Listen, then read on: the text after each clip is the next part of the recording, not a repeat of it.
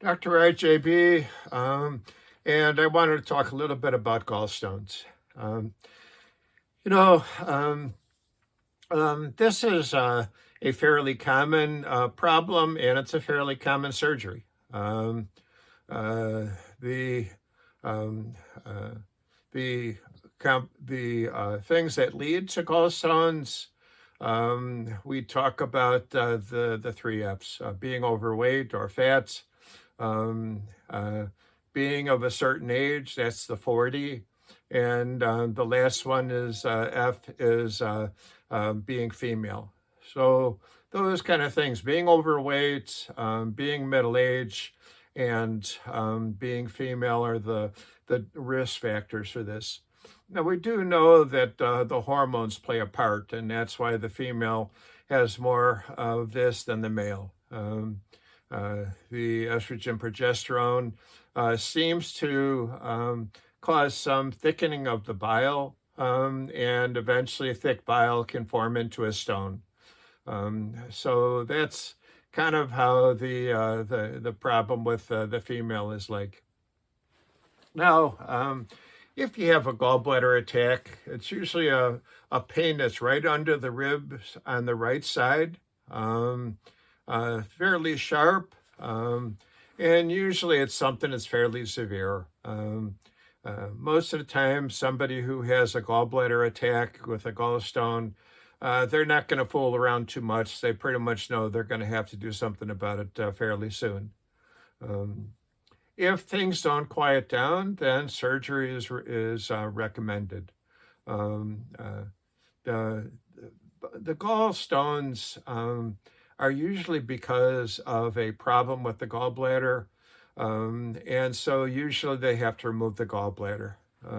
There have been attempts in the past to try to do something like remove the gallstone from the gallbladder, dissolve the gallstone, and none of this really worked.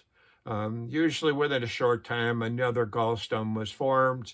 And so they realized that when you have a gallstone, you just have to remove that organ, the gallbladder. Um, Now, used to be the gallbladder surgery was one of the worst surgeries. They had to make across your abdomen to get to the gallbladder. What that meant is that cut was right below your diaphragm muscle, made it hard for you to take a deep breath.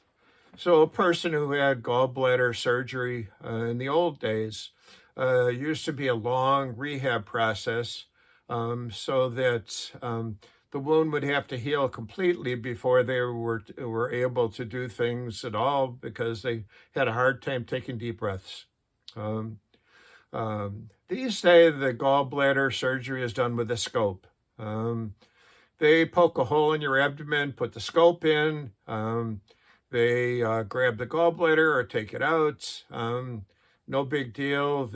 All they usually have to do is put like one stitch in certain areas. Now, I should mention it's not one hole, it's actually four holes, because they have to use other instruments like a suction, something to grab things. They have the scope itself, and then there's usually some other site that is used for access to the area. So usually the person who has had gallbladder surgery, they're going to have more than one hole, but still it's the same thing. They're going to remove the gallbladder using a scope for the access. Because of the fact that it's just a small opening, the recovery is actually fairly quick. So in the old days, it used to be 2 months before you could return to activities.